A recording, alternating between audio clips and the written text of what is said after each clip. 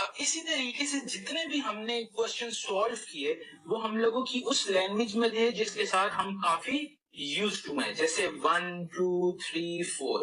अब इसी तरीके से एक और काउंटिंग भी यूज होती है जिसको हम बोलते हैं रोमन नंबर्स।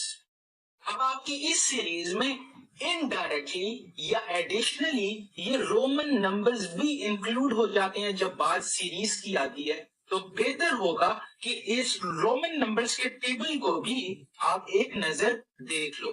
इसमें जो मेन देखने वाली चीज है वो ये एरिया है।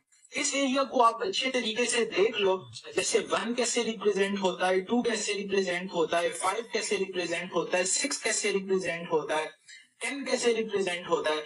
जैसे फॉर एग्जांपल 10 इस तरीके से रिप्रेजेंट होता है, 20 इस तरीके से रिप्रेजेंट होता है, 30 इस तरीके से, 40 इस तरीके से, 50 इस तरीके से। तो इसको जस्ट इस लेक्चर के दौरान ही अगर आप एक नजर देख लोगे और जब इन वैल्यूज को भी याद रख लो 10 20 30 40 50 60 70 80 90 100, तो उम्मीद है रोमन में से कोई भी सवाल आए आप उसको अच्छे तरीके से अटेम्प्ट कर सकते हो, क्योंकि जो नॉलेज आपके पास नहीं था वो इन रोमन नंबर्स की आइडेंटिफिकेशन थी। वो अगर ऑलरेडी आपके पास उसका नॉलेज है तो आगे वाला प्रोसीजर तो वही कांस्टेंट प्रोसीजर है, आपने डिफरेंस मालूम करना है और डायरेक्टली अननोन नंबर को आपने कंक्लूड करना है। तो इसी तरीके से रोमन नंबर्स का नॉलेज हम अभी यहाँ पे इंप्लीमेंट करते हैं। ये मेरे पास क्या था 20 और ये मेरे पास क्या था 4, तो ये क्या मेरे पास बन गया 24। ये मेरे पास क्या था 20, ऑलरेडी मैंने आपको कहा था कि जस्ट वो वाला एरिया आप देख लो 1 से 20 तक जो भी क्वेश्चन आएगा होपफुली उसी डोमेन में होगा। और साथ में 1 10 20 30 40 50 60 को भी देख लो कि अगर आपको इस तरह का कोई पैटर्न आ जाए जैसे 10 20 40 50 60 तो आपके लिए वो चीज भी आसान हो जाएगी। अब इसी तरीके से यहाँ पे एक नंबर है जो अननोन है, ठीक हो गया। अब ये हमारे पास कौन सा नंबर है, ये मेरे पास था 10 और ये 2 था, तो ये मेरे पास क्या बन गया 12। तो इस तरीके से अब हम इनका एक पैटर्न डेवलप करने की कोशिश करते हैं। जैसे 24 से 20 कन्वर्ट हुआ तो ये मेरे पास क्या हो गया -4। अब इसी पैटर्न को अगर मैं आगे लेके चलता हूँ तो यहाँ पे अगर मैं -4 करूँ 20 से तो यहाँ पे आ जाएगा 16। अब दोबारा इस पैटर्न को मैं क्रॉस चेक करता हूँ कि क्या ये आगे भी काम करता है या नहीं, क्या ये मेरा आंसर ठीक होगा या नहीं। तो 16 पे मैं -4 का पैटर्न लगाता हूं तो यहाँ पे आ जाना चाहिए 12 और यहाँ पे 12 ही मौजूद है। तो इसका ये मतलब है कि इस ब्लैंक में होगा 16। तो अगर इन ऑप्शंस में से हमने सेलेक्ट करना है तो आप ये देख सकते हो ये मेरे पास है 10 और ये है 6, तो इसका मतलब है 16, तो सी इज द राइट ऑप्शन।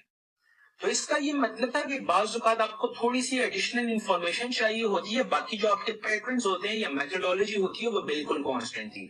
और यही मकसद था इस तरह के सवालात करवाने का या आगे वाले सवालात करवाने का कि जस्ट आपको उन सवालात का एक टेस्ट दे दिया जाए, ताकि अगर एग्जाम में इस तरह की कोई चीज आ जाए तो वो आपके लिए नई ना हो, आप फौरन उस पर एक्शन ले सको। तो ये भी हमारे पास एक यूनिक कॉन्सेप्चुअल क्वेश्चन है। फॉर एग्जांपल अगर हम इस पे डायरेक्टली अटैक करके डायरेक्टली इसका आंसर निकालने की कोशिश करते हैं तो क्या हम निकाल सकते हैं। जैसे फॉर एग्जांपल यहाँ पे पहला नंबर 9 है, यहाँ पे भी 9 है और यहाँ पे भी 9 है, तो इसका ये मतलब है कि यहाँ पे 2 नंबर होंगे जिसमें पहले वाला नंबर जो है वो 9 होना चाहिए। तो हम नीचे ऑप्शंस की तरफ जाएंगे कि क्या इसकी मदद से हम कोई कंक्लूजन ले सकते हैं या नहीं। तो यहाँ पे देखो ऑप्शन ए में पहला 9, बी में भी 9, सी में भी 9 और डी में भी 9। तो इसका ये मतलब है कि इसकी सिर्फ बुनियाद पे हम अपना ऑप्शन जो है वो सेलेक्ट नहीं कर सकते। अब दूसरे नंबर का पैटर्न फॉलो करने की कोशिश करते हैं, मतलब अभी मैं हिट एंड ट्रायल मेथड कर रहा हूँ कि आप अभी थोड़ा सा प्रैक्टिस और रफ हो जाए। जैसे फॉर एग्जांपल यहाँ पे 2 है और यहाँ पे 9 है, तो इन दोनों के दरमियान कितना डिफरेंस है, ये डिफरेंस है +7 का। अब यहाँ पे मेरे पास 9 है और यहाँ पे मेरे पास 5 है, तो इन दोनों के दरमियान कितना डिफरेंस हो गया, तो इनके दरमियान डिफरेंस हो गया -4 का। अब ये जो 2 डिफरेंस मैंने निकाले इसकी भी बुनियाद पे मैं कोई कंक्लूजन नहीं ले सकता कि मुझे कोई पैटर्न जो है वो वाजे नहीं है। इसका मतलब है कि मेरी ये अप्रोच भी गलत साबित हो गई। अब यहाँ से ये कंक्लूजन मैंने निकाला कि सीरीज का एक पैटर्न तो मैंने जो है वो ट्रैक कर लिया, लेकिन जो दूसरा पैटर्न है वो इनसफिशिएंट इंफॉर्मेशन है, उसकी मदद से ये ट्रैक नहीं किया जा सकता। मैं यहाँ पे देखूंगा कि ऑलरेडी मेरे पास यहाँ पे एक मल्टीप्लिकेशन साइन भी मौजूद है, तो क्यों ना मैं कोई मैथमेटिकल ऑपरेशन करके इसकी वैल्यू निकालूं। हो सकता है मुझे कोई ना कोई पैटर्न मिल जाए। तो 9 मल्टीप्लाई बाय 2 मेरे पास हो जाता है 18, और इसी तरीके से 9 मल्टीप्लाई बाय 9 मेरे पास हो जाता है 81। ठीक हो गया। अब यहाँ पे अगर मैं गौर से देखूं तो एक पैटर्न मेरे पास इन दोनों नंबर्स के अंदर जनरेट हो गया। वो ये हो गया कि इन्होंने अपनी जो पोजीशंस हैं वो चेंज कर दी, यानी ये जो नंबर है ये फ्लिप हो गया, इसने अपनी जो पोजीशन है वो चेंज कर दी है। अब इसी तरीके से 9 मल्टीप्लाई बाय 5 मेरे पास हो जाता है 45। तो अगर मैं यही सीक्वेंस यहाँ पे लगाने की कोशिश करूं कि इनकी जगह जो है मैं बदल दूं, जैसे फॉर एग्जांपल यहाँ पे मैं 5 लिख लूं और यहाँ पे जो है मैं 4 लिख लूं, तो इसका ये मतलब है कि मुझे यहाँ पे एक ऐसा नंबर चाहिए कि जिसको जब मैं 9 से मल्टीप्लाई करूं तो मेरे पास जो आंसर है वो 54 आए। तो अगर मैं यहाँ पे गौर से देखूं तो अगर मैं 9 को 6 से मल्टीप्लाई करूं तो मेरे पास जो आंसर होता है वो 54 होता है। तो इसका मतलब है कि B is the right option. अब इसी तरीके से यही सीरीज और यही नंबर्स डिफरेंट फॉर्मेट में भी आपसे पूछे जा सकते हैं। फॉर एग्जांपल अभी तक जो हम फॉर्मेट यूज कर रहे हैं वो ये है कि स्ट्रेट सीरीज आपसे पूछी जाती है और हम उसको आंसर कर लेते हैं। तो फॉर एग्जांपल आपको इस तरीके से भी एक आंसर पूछा जा सकता है कि एक ब्लॉक बना दिया जाएगा, उसमें कुछ नंबर दे दिए जाएंगे और उसी में से एक नंबर को मिस कर दिया जाएगा, या इसी तरह किसी और शेप भी बना के आपसे वो पूछा जा सकता है। तो इसके भी 2-3 सवाल हम हल कर लेते हैं। वो डायरेक्टली आपके सिलेबस का हिस्सा नहीं है, वो एक एडिशनल क्वेश्चंस हैं, लेकिन उनको सॉल्व करवाने का मेन मकसद ये है कि इस तरह के कुछ यूनिक क्वेश्चंस भी आपकी नजर के आगे से गुजर जाएं, ताकि अगर इससे कुछ मिलता जुलता सवाल आपके पेपर में आए तो वो आपके लिए नया ना हो और आप आराम से उसको सॉल्व कर पाओ। अच्छा, ये हम लोगों के पास एक बड़े मजे की कैटेगरी होती है लॉजिकल रीजनिंग की, मिसिंग कैरेक्टर्स के नाम से। इसको डिफरेंट सीक्वेंस में रिप्रेजेंट किया जाता है। कभी ये सीक्वेंस बना दिया जाता है, कभी स्क्वायर वो ब्लॉक्स वाला सीक्वेंस बना दिया जाता है, कभी सीरीज के नाम पे सीक्वेंस बना दिया जाता है। अगेन यहाँ पे ये नोट किया गया है कि 2 और 4 20 बना रहे हैं और 3 और 9 90 बना रहे हैं। तो बताओ 1 और 7 क्या बनाएंगे।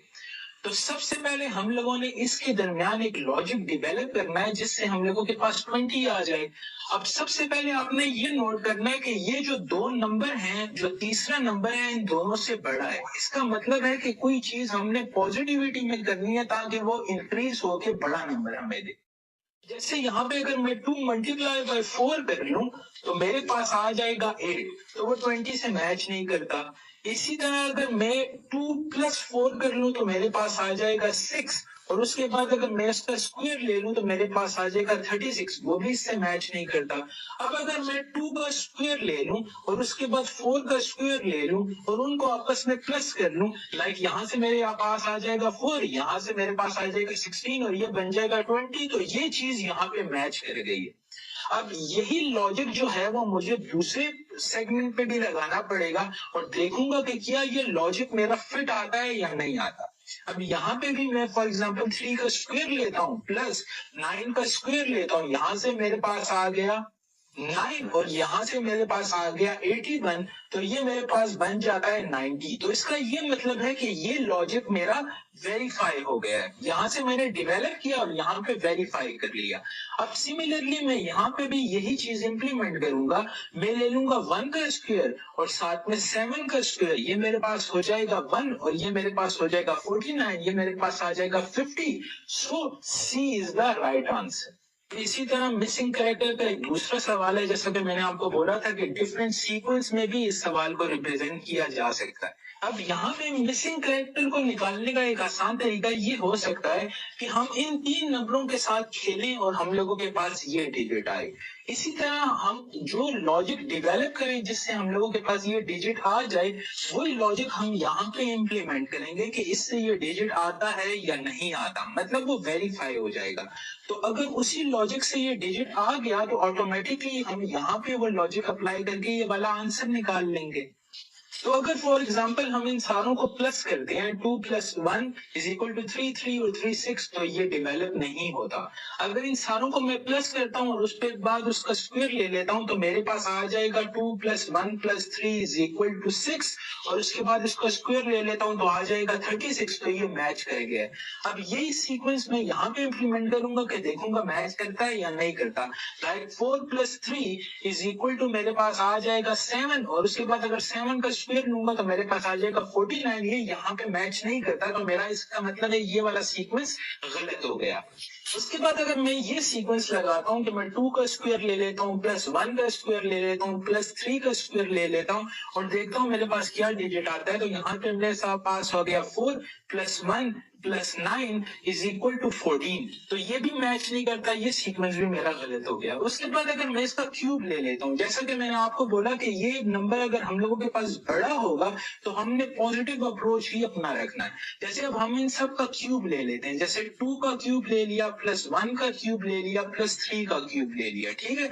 यहाँ पे मेरे पास हो गया 8, यहाँ पे 1, यहाँ पे 27, तो ये मेरे पास हो गया 28, और 8 हो गया मेरे पास 36। तो ये वाला लॉजिक जो है फिलहाल इसके लिए अप्रूव हो गया। अब मैं इसी को लॉजिक को यहाँ पे इंप्लीमेंट करूंगा कि देखूंगा ये काम करता है या नहीं। जैसे 4 का मैंने क्यूब ले लिया, उसके बाद 3 का मैंने क्यूब ले लिया, 0 का क्यूब तो 0 ही होगा, = मेरे पास आ जाएगा यहाँ से 64, और यहाँ से मेरे पास आ जाएगा 27, और ये मेरे पास हो गया 91। तो इसका ये मतलब है कि ये वाला लॉजिक जो है सही है, और इस लॉजिक को अप्लाई करके मैं यहाँ से इस मिसिंग कैरेक्टर को फाइंड कर सकता हूँ।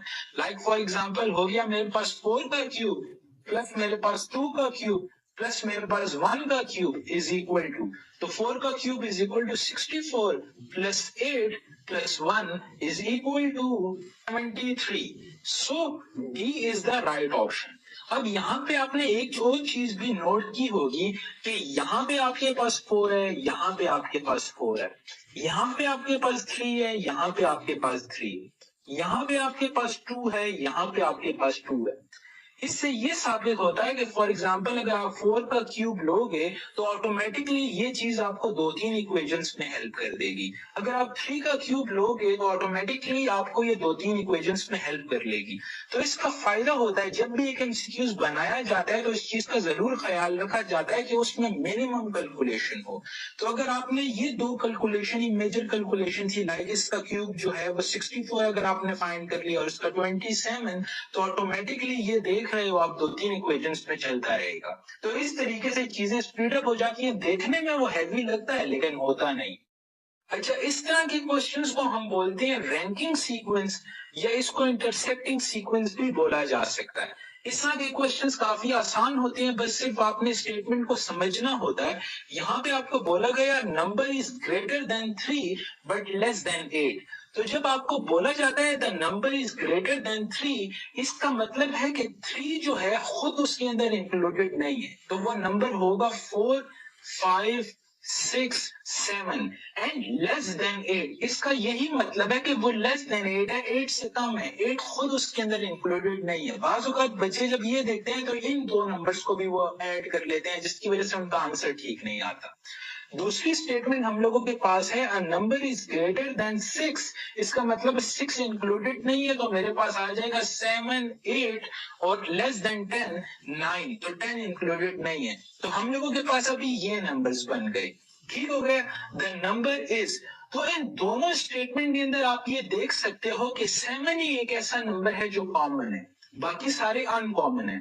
तो इसका मतलब है 7 इज द राइट आंसर। हम लोगों के पास जो ये कैटेगरी है एनोलॉजी की, इसमें बेसिकली रिलेशंस होते हैं। जैसे फॉर एग्जांपल एक रिलेशन मेरे पास हो गया कि gold is relevant to goldsmith, then iron is relevant to blacksmith. Like सोना जो है वो सुनहार के लिए जरूरी होता है ताकि वो चीजें बना सके, इसी तरह लोहा जो है वो लोहार के लिए जरूरी होता है ताकि वो चीजें बना सके।